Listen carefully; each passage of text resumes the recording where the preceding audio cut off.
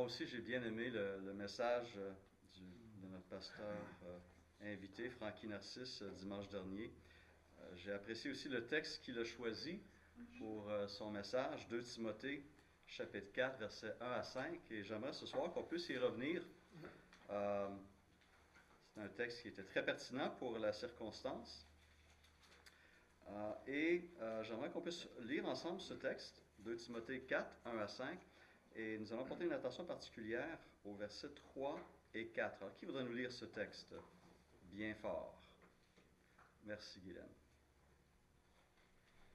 C'est pourquoi je t'en supplie devant Dieu et devant le Seigneur Jésus-Christ, qui doit juger les vivants et les morts au moment de sa venue et de son règne. Prêche la parole. Insiste en toute occasion, qu'elle soit favorable ou non. Réfute, reprend et encourage. Fais tout cela avec une pleine patience et un entier souci d'instruire. En effet, un temps viendra où les hommes ne supporteront plus la saine doctrine. Au contraire, ayant la démangeaison d'entendre des choses agréables, ils se donneront une foule d'enseignants conformes à leurs propres désirs. Ils détourneront l'oreille de la vérité et se tourneront vers les fables. Mais toi, sois sobre en tout, supporte les souffrances, accomplis la tâche d'un évangéliste, remplis bien ton ministère. Merci. Alors, on se rappelle que 2 Timothée est la dernière lettre inspirée, rédigée par l'apôtre Paul, peu de temps avant sa mort. Il a été condamné par les autorités romaines et il a été décapité à Rome. Et donc, il est conscient que son temps est compté. Et comme dans plusieurs autres circonstances, lorsqu'on parle des dernières paroles, les gens souvent vont jeter un regard en arrière, vont prendre le temps de regarder la situation aujourd'hui, puis vont penser aussi à l'avenir, à ce qui s'en vient. Et Paul, dans cette deuxième épître à Timothée, cette deuxième lettre à son collaborateur, fait justement cela. On voit ces temps qui sont soulignés à différents moments à travers son épître. Et lorsqu'il regarde l'avenir, il nous donne des prophéties sous l'inspiration de l'Esprit qui vont parler d'une apostasie qui est sur le point de se manifester et qui va marquer aussi plus tard les derniers jours. Au chapitre 3, verset 1, il parle de temps difficiles où les hommes refuseront la saine doctrine. Chapitre 4, verset 3 qu'on vient de lire. Tout en gardant l'apparence de la piété, ils renieront ce qui en fait la force. Chapitre 3, verset 5. Et l'apôtre voyait déjà un signe avant-coureur de cette apostasie-là dans la multiplication des faux docteurs qui déjà étaient présents dans les différentes régions de l'Empire romain et qui cherchaient à influencer plusieurs églises. Quelqu'un voudrait nous lire chapitre 2, versets 16 à 18? Levez la main rapidement. On va aller plus vite comme ça. Quelqu'un? Vite, vite, vite. Oui. Albert, merci. 16 à 18. 16 à 18. Et Brian, ensuite, chapitre 3, versets 6 et 7, s'il te plaît.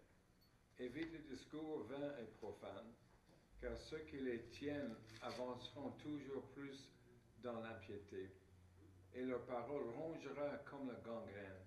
De ce nombre sont Hyménée et Philette, qui se sont détournés de la vérité, disant que la résurrection est déjà arrivée, et qui renversent la foi de quelques-uns. Voilà, donc c'est pas très, très plaisant pour le restant de l'histoire de l'Église, de ce monde-là. Deux noms vont être marqués comme étant des hérétiques qui ont enseigné une fausse doctrine et qui ont ébranlé la foi de certaines personnes.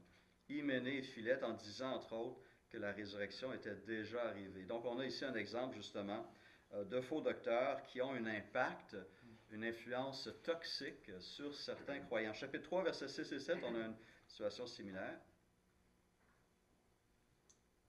Il en est parmi eux qui s'introduisent dans les maisons et qui captivent certaines femmes chargées de péché et agitées par des passions variées.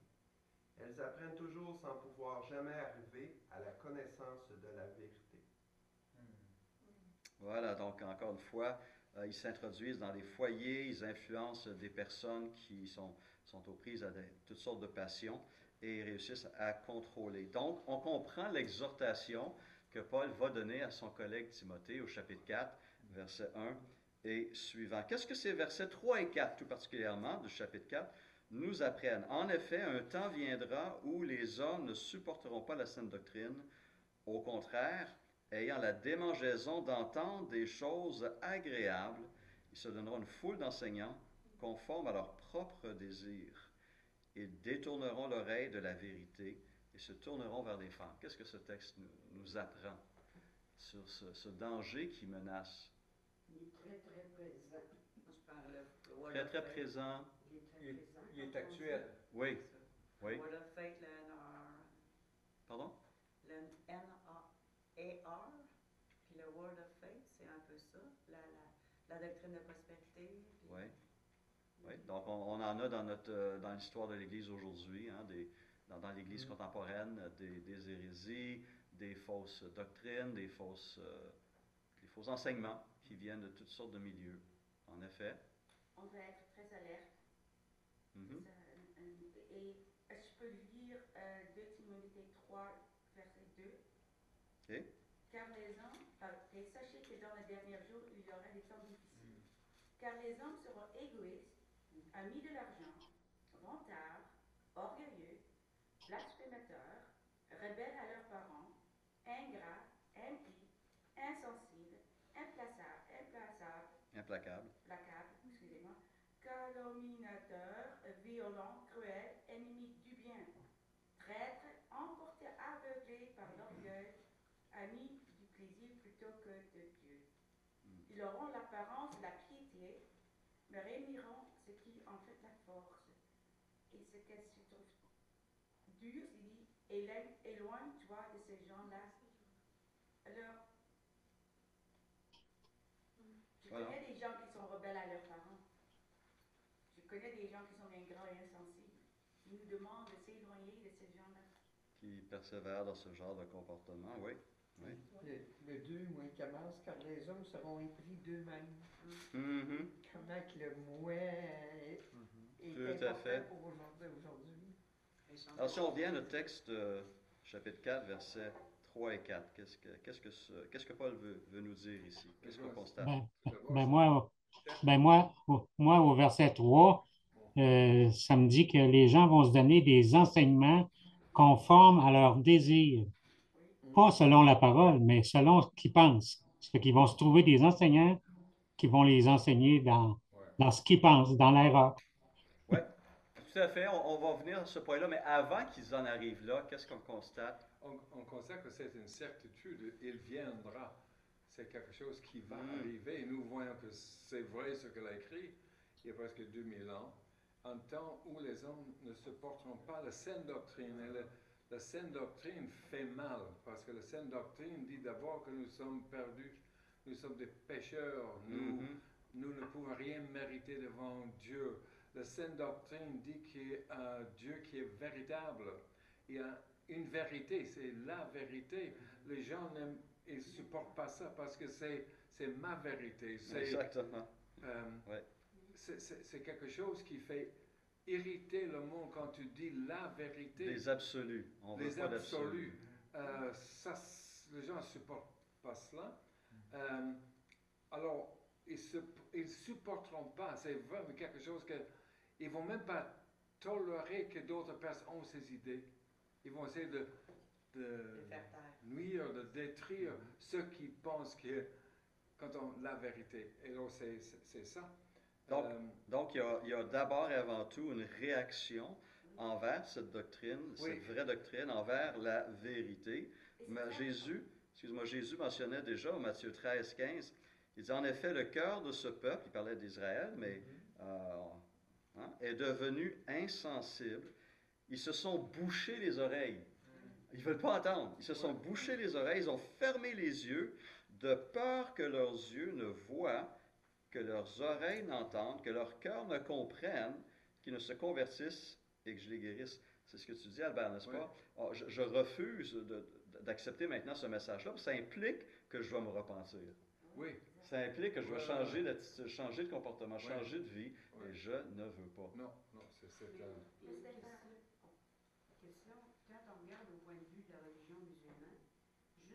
l'impression qu'ils n'acceptent pas Jésus-Christ. C'est un prophète, puis c'est pas un peu dans cette voie-là. Ils sont en train de conquérir la terre dans une idéologie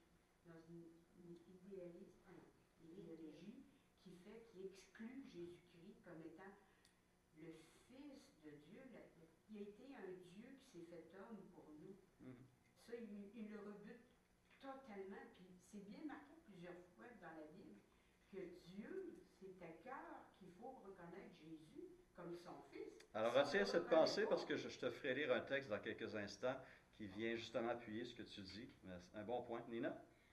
Moi, je trouve aussi le mot qu'il utilisait, il y a même une démangeaison. Démangeaison.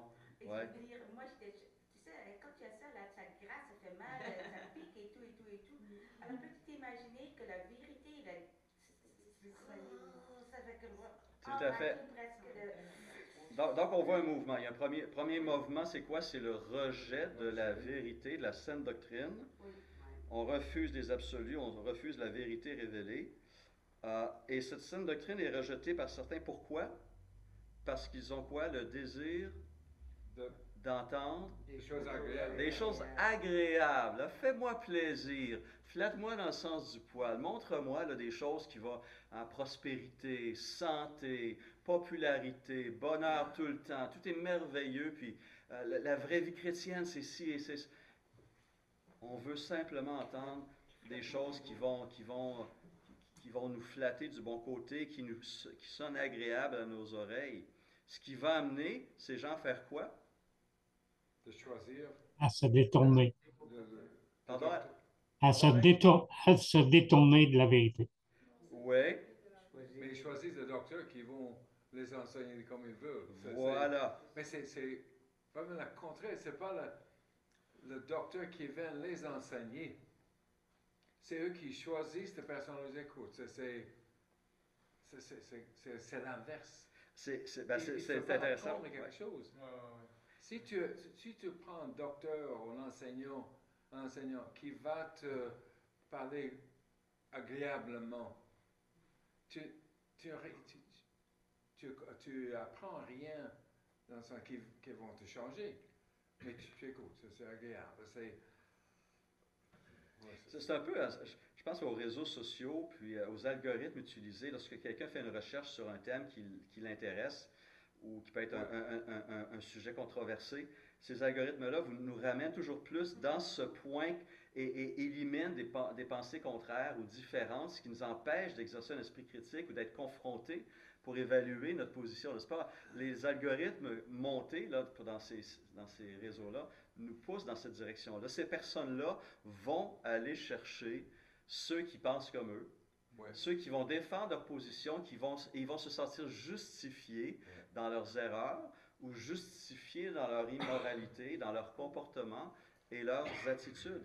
Et c'est ça le terme. Hein? Ils se donneront, ils vont se donner eux-mêmes, ils se donneront, notez l'expression, une foule de docteurs, ou prendre une autre version de la Bible, se donneront maître sur maître. Qu'est-ce qu'on apprend avec ça?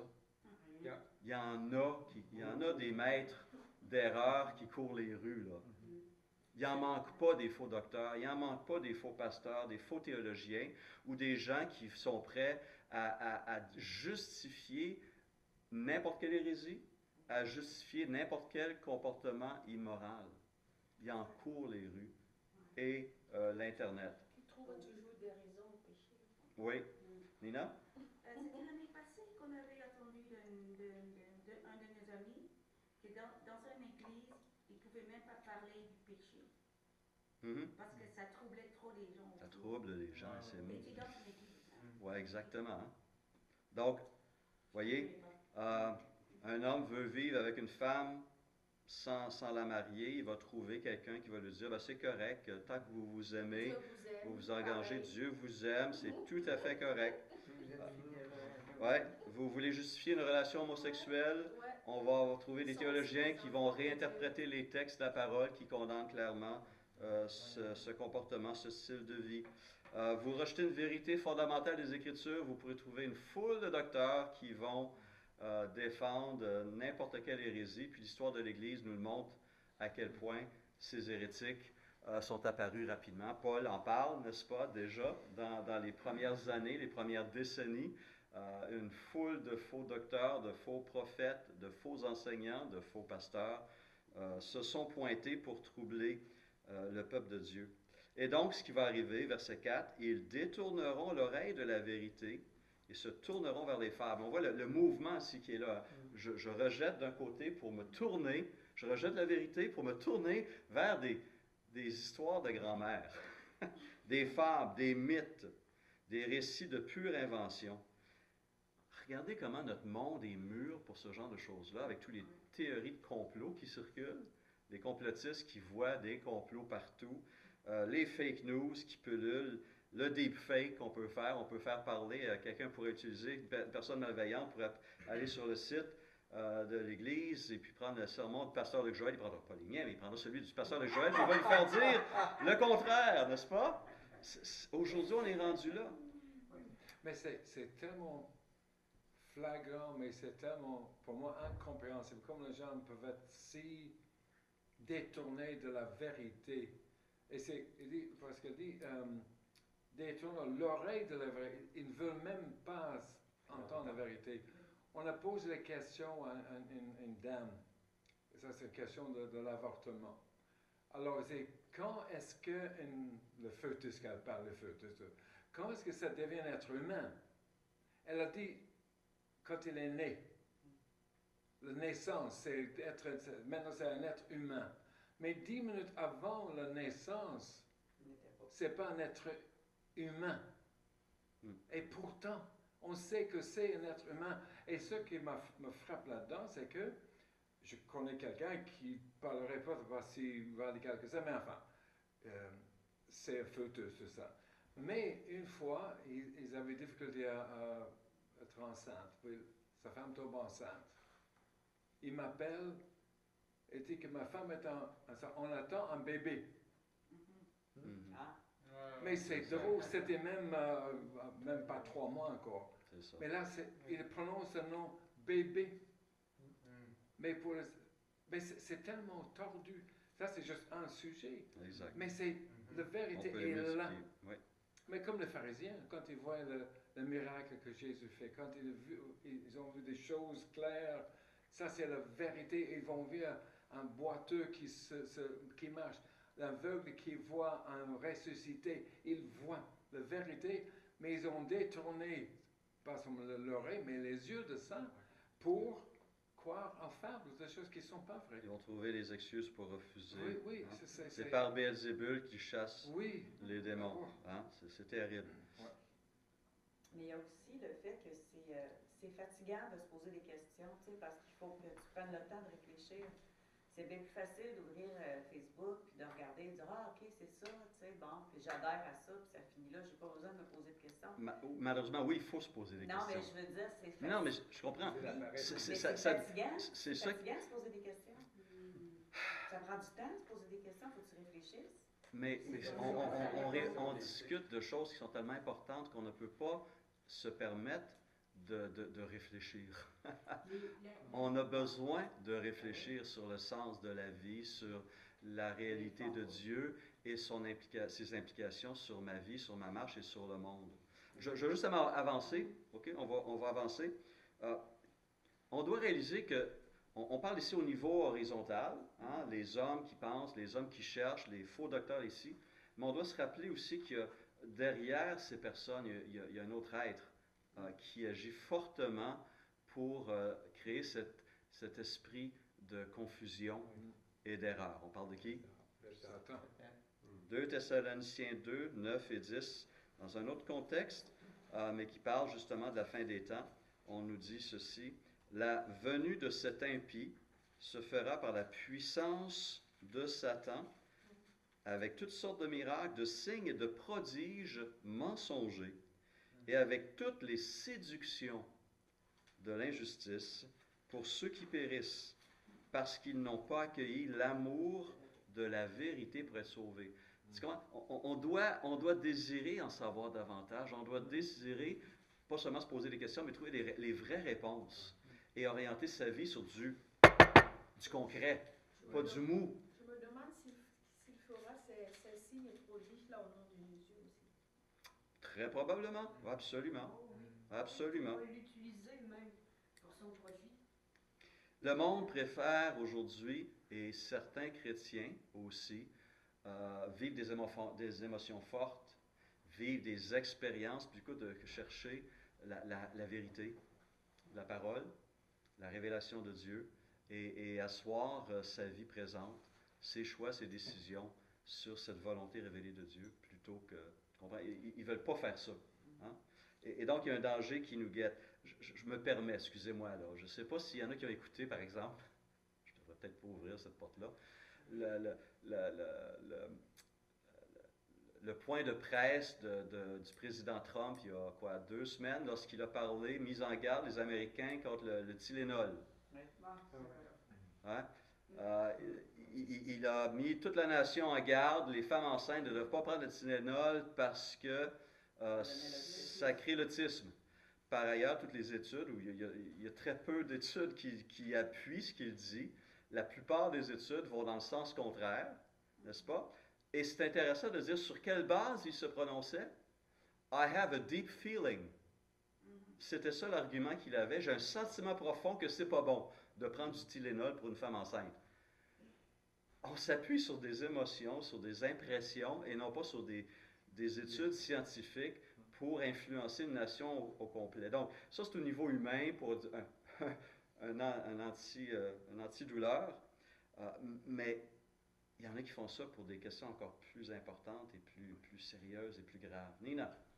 Qu'est-ce que je trouve très dangereux, c'est que on utilise Facebook, n'importe quoi, pour parfois appuyer notre pensée, ou on accepte une pensée de nôtre sans avoir, comme tu as dit, étudié. Réfléchi. Ce sont tellement spirituels que tu le prends comme ton propre opinion, pas fondée, et tu essaies d'influencer des autres gens avec ça. Et je me dis, écoute, on doit faire attention, c'est pas parce que le nom de Dieu est mentionné au Jésus-Christ que tout est correct. Et parfois, je trouve ça difficile quand je parle avec certains gens. Oui, mais je l'ai lu. Ou dans la Bible. Non, un tel. Je dis, oui, mais tu fais une opinion sur une opinion de l'autre. Ouais. Tu n'as même pas vérifié. Et c'est pourquoi je reviens toujours, hein, vous savez, cet exemple des Juifs de Bérée. Hein, Paul est chassé de Thessalonique, il se retrouve à Bérée, il va dans la synagogue, il enseigne l'Évangile à ces Juifs de Bérée. Qu'est-ce qu'on dit d'eux? Ils avaient des sentiments plus nobles que ceux de Thessalonique. Ils reçurent la parole de Paul avec beaucoup d'empressement et ils examinaient chaque jour les Écritures pour voir si ce qu'on leur disait était exact. Donc on voit ici, hein, oui, vous devez ce soir recevoir l'enseignement de Stéphane Couture. Je suis votre pasteur avec Luc Joël et mon rôle, notre rôle est de vous enseigner la parole de Dieu. Et on prend ça très au sérieux. Très au sérieux. On traite de choses éternelles ici. Et donc, vous devez recevoir ces choses. Mais en même temps, vous devez aller à la source, vous aussi. Vous devez vérifier. Étudier vous-même la parole pour développer, confirmer ces enseignements qui sont fondés dans la parole de Dieu. Voilà. Donc, l'effort de réfléchir est essentiel. L'effort de faire des études dans la parole, de la méditer pour soi-même. Et l'esprit travaille aussi en communauté, n'est-ce pas? La prédication, l'étude biblique en groupe, ça c'est aussi profondément important. Dieu a donné des pasteurs docteurs justement pour l'édification du peuple de Dieu. Mais vous aussi, individuellement, devez grandir dans cette connaissance de la parole. Oui. Ce que je veux dire, c'est exemple. Une mère, un père a un enfant qui est homosexuel, qui sont chrétiens. C'est difficile, s'ils ont aimé leur enfant énormément, de le prendre et de le mettre à part. Ce qui est difficile, c'est que le monde dit aux parents, il faut les aimer pareil, il faut les garder avec nous autres. On n'a pas dans la Bible un comportement clair avec le temps et les façons qu'on vit. On a Bien. On a l'enseignement de la parole qui est toujours pertinente aujourd'hui, sur certains comportements. La société dit que si tu rejettes tes enfants, c'est que tu n'es pas correct. Il faut que tu acceptes qu'il est comme ça. Encore justement, c'est ça. Est-ce qu'on écoute la société dans tout ce qu'elle dit? où il y a des choses qui peuvent être bonnes, mais il y a des choses qui ne sont pas bonnes. Et donc, notre guide à nous, ultime, c'est pas ce que la majorité pense, c'est pas ce que le monde nous enseigne, c'est ce que la parole de Dieu, c'est ce que l'Esprit de Dieu nous enseigne à travers la Bible. Et c'est pourquoi nous, en tant que chrétiens, c'est là qu'on doit aller. Mais c'est une grosse confrontation qu'il y a présentement. Ah, bien sûr, dans bien des sujets. Énorme, autant au niveau scolaire, au niveau Oui. partout le travail. Fait que t'es comme une personne qui est mise à part dans le correct, dans le sentiment d'être correct, de faire bien, selon la volonté de Dieu. Puis toutes les autres disent, ben voyons donc, là, t'es pas correct. Exact. Non. C'est difficile parce que c'est comme tout des La pression est là, absolument. La pression est là. Qui chialent puis qui disent, ben non, c'est pas si pire. C'est ça. Et donc, on résiste à cela. Odile, tu avais un commentaire? Je disais tantôt que c'est encore... oui, si je me projette 30 ans en arrière, pas d'études bibliques en famille avec les parents, mais c'est encore étonnant que ça continue de nos jours. Hein. Il n'y a pas d'études bibliques quand tu arrives au sein des familles. Tu vas arriver, tu pourras même instaurer la prière, mais tu sens que le regard vous dit, ah, c'est nouveau ici chez nous. Donc, il y en a encore des familles présentes qui continuent, oui, très Tu as raison. On va venir le faire, on va venir à l'église, mais est-ce que les parents poursuivent? Prennent la responsabilité d'éducateur de conduire les enfants dans la foi. Tu as bien raison. Guylaine, puis ensuite on va poursuivre? Moi, je pense qu'on est responsable de ce qu'on croit aussi. Absolument. Oui, bien sûr. On doit assumer nos choix, nos décisions. On doit agir avec conviction. Très important. On doit être convaincu de ce qu'on dit et de ce qu'on fait. Et ces convictions doivent venir de la parole de Dieu. Donc, le danger de l'apostasie est une réalité qui n'échappe pas à l'Église encore aujourd'hui et aux professants, à ceux qui professent le Seigneur Jésus-Christ. Donc, on a un devoir de mettre constamment l'Église en garde aussi contre ces dangers-là. L'apostasie, ou nos termes abandon, défection, et selon une définition, est l'acte d'un professant qui rejette délibérément la vérité révélée, comme entre autres la divinité de Jésus-Christ, ou le rachat par son sacrifice expiatoire. On distingue l'apostasie de deux choses. Hein, on ne doit pas confondre l'apostasie avec cette autre chose, qui est l'erreur que peut engendrer l'ignorance.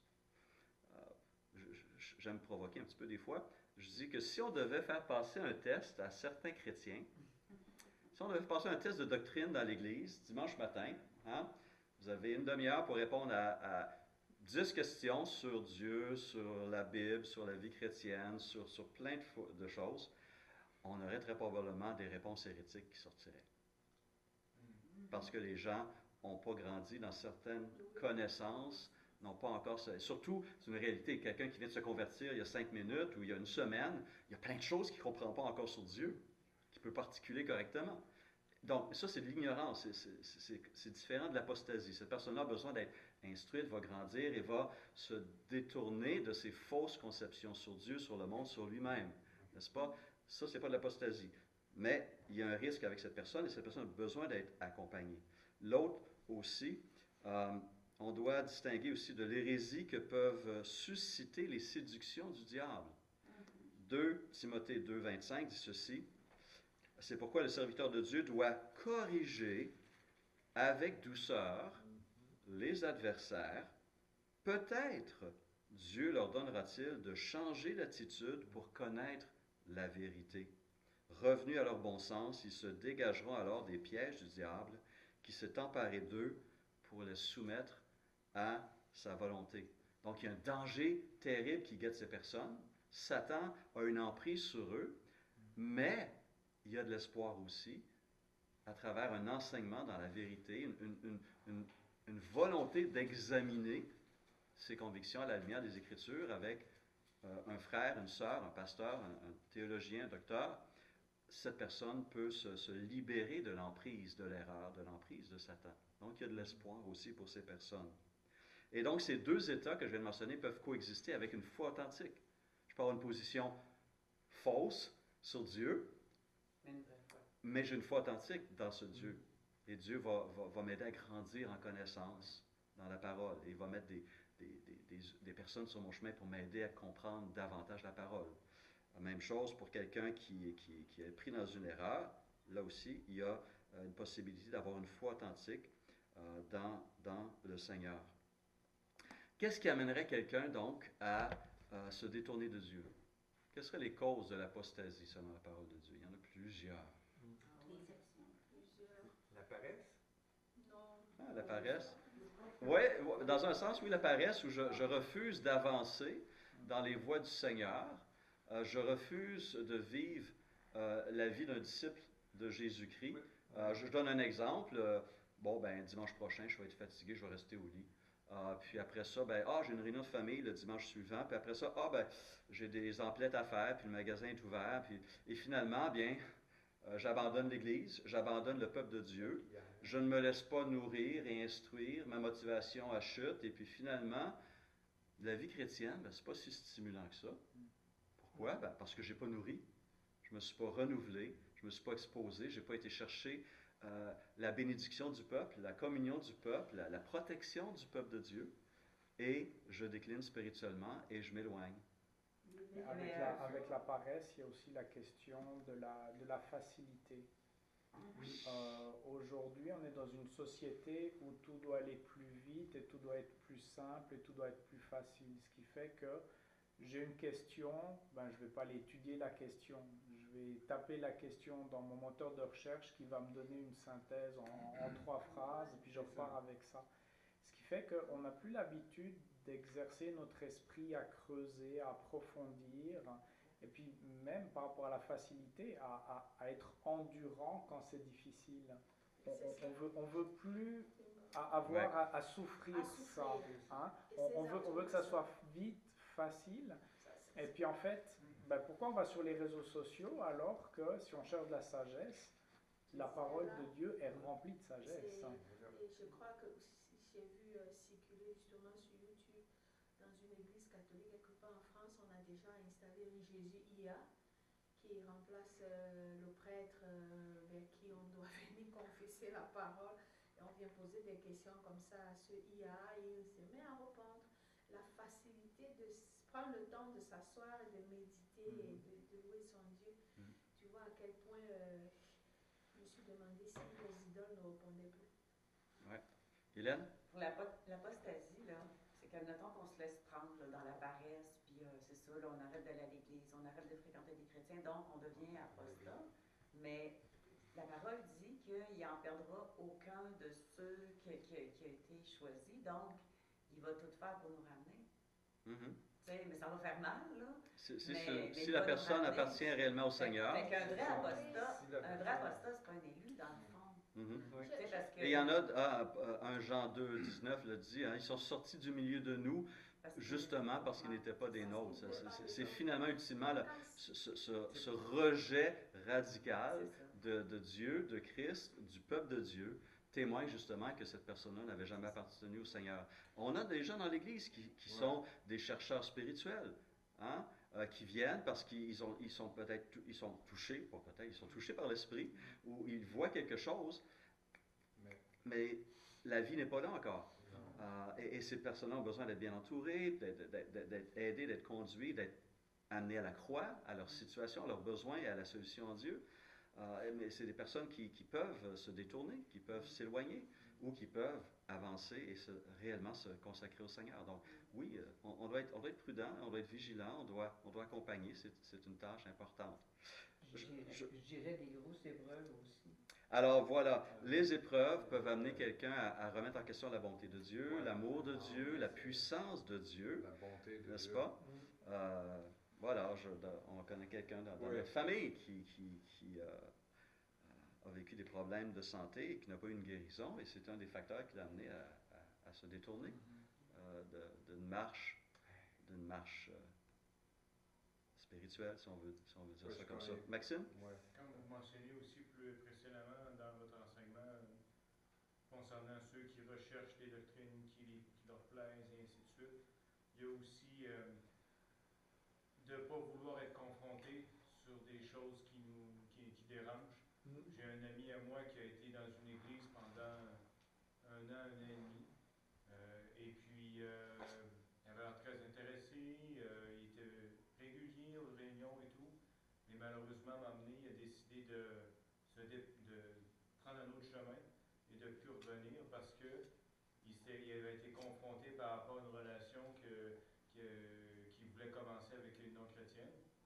Voilà. Et pour lui, ça a comme exposé, en fait, malheureusement, l'état de son cœur. Puis le fait qu'il n'a pas, en fait, donné sa vie au Seigneur. Tu sais, il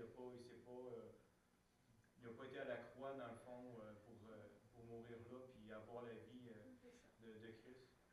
J'ai aussi une amie comme ça, elle a été aussi déçue. Elle fréquentait l'église, en même temps, elle avait une relation avec un monsieur qui n'était pas chrétien. Et elle s'appuyait aussi sur le fait qu'elle voyait, j'ai dit, quand elle m'a parlé, j'ai dit, ben voyons, je te reconnais plus. Elle a dit, oh, dans notre église, j'en vois aussi. J'ai dit, ben voyons, ça ne marche pas. Ce qui fait qu'elle s'est éloignée de moi et j'ai eu la compassion pour elle et je me suis mise à prier, demander au Seigneur de ramener sa fille. Je vous dis, 3 ans plus tard, elle m'a appelé, elle a dit, il est parti. J'ai dit, c'est le Seigneur qui veut te récupérer.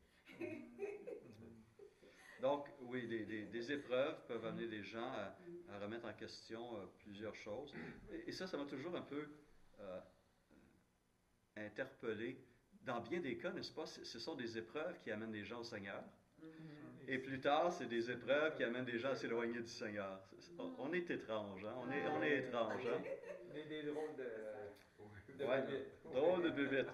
Donc, les épreuves, la persécution, n'est-ce pas, Matthieu 28, 24, 9, Jésus dit, « On vous persécutera et l'on vous mettra à mort. Toutes les nations vous haïront à cause de moi. » Quand on parle de pression sociale, imagine, là, wow, je ne veux pas me retrouver là. Donc, toutes les nations vous haïront à cause de moi. À cause de cela, beaucoup abandonneront la foi. Ils se trahiront et se haïront les uns les autres. La persécution amène des gens à apostasie. Des faux docteurs, même texte, Matthieu 24, verset 11, « De nombreux faux prophètes surgiront et ils tromperont beaucoup de gens. » La tentation est un autre facteur.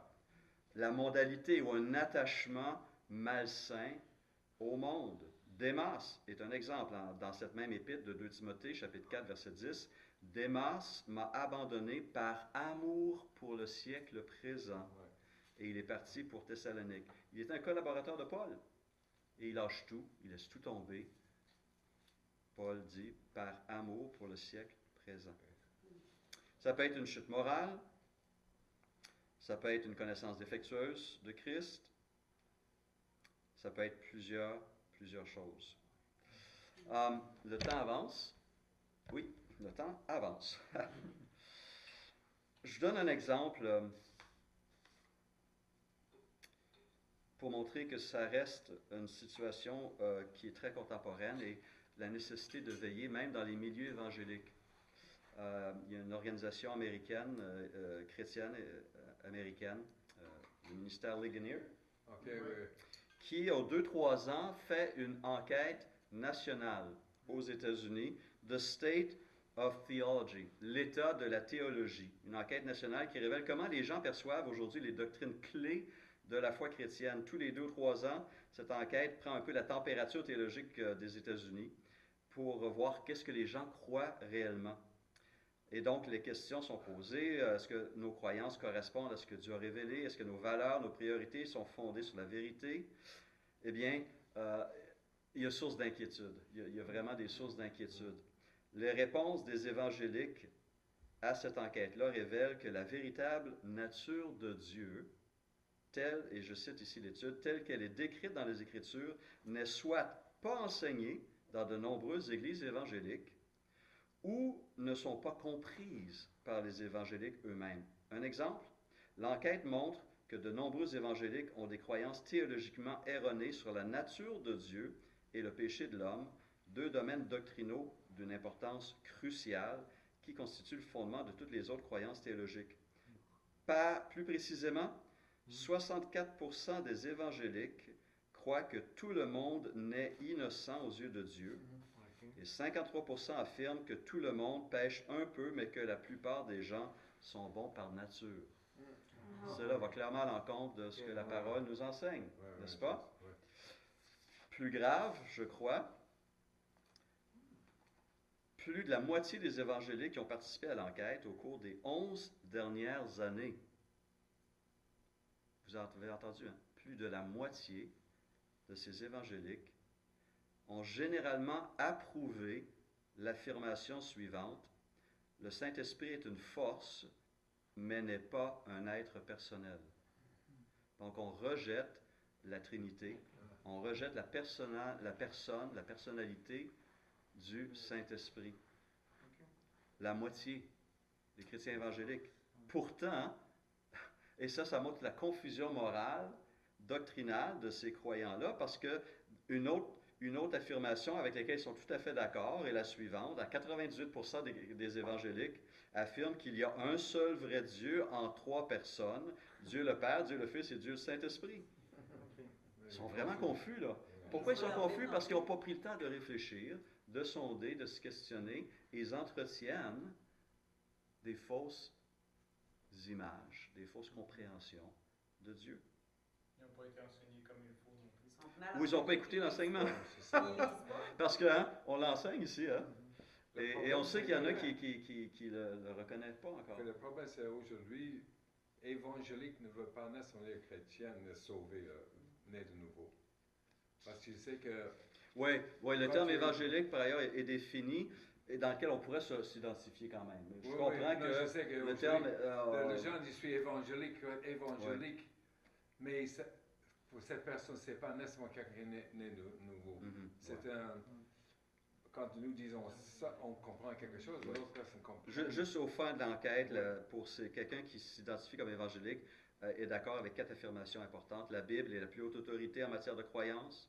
Il est très important pour moi d'encourager les non-chrétiens à placer leur confiance en Jésus-Christ comme leur sauveur. Troisièmement, la mort de Jésus-Christ sur la croix est le seul sacrifice qui puisse effacer la punition de mes péchés. Et quatrièmement, seuls ceux qui placent leur confiance en Jésus-Christ comme leur sauveur reçoivent le don gratuit de Dieu, le salut éternel.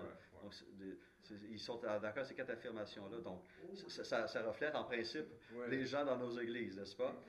Un dernier point, puis on va soulever des choses positives.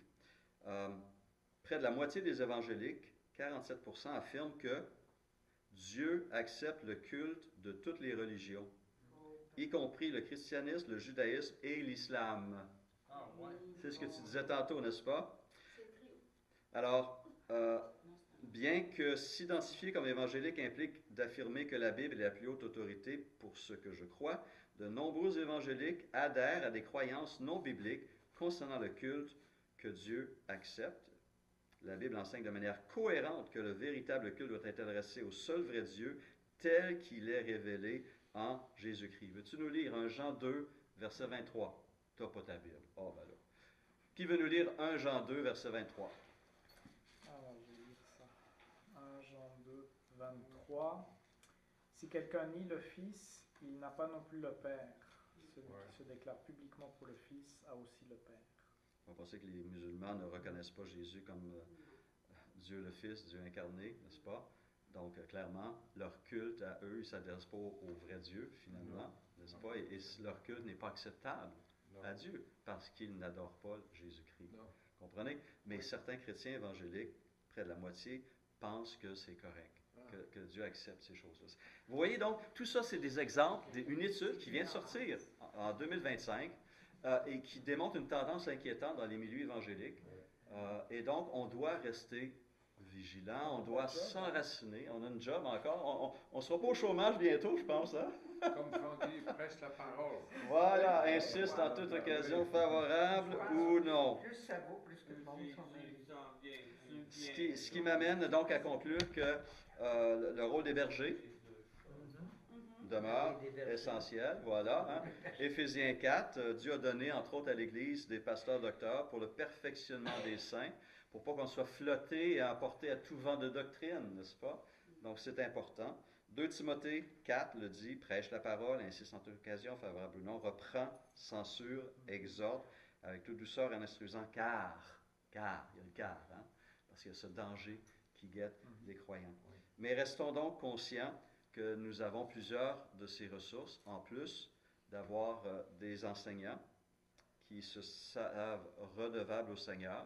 Nous allons rendre des comptes au Seigneur et nous allons être jugés plus sévèrement que vous.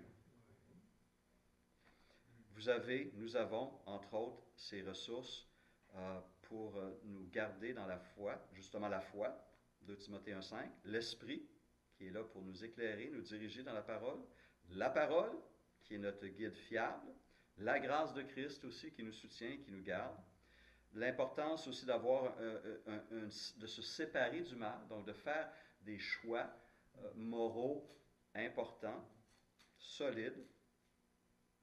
On s'appuie sur la fidélité et la puissance du Seigneur. Et, je conclus, je le mentionnais, ces bergers, ces enseignants fidèles à la parole de Dieu qui exercent leur ministère de manière préventive. C'est ce que je fais ce soir. Hein?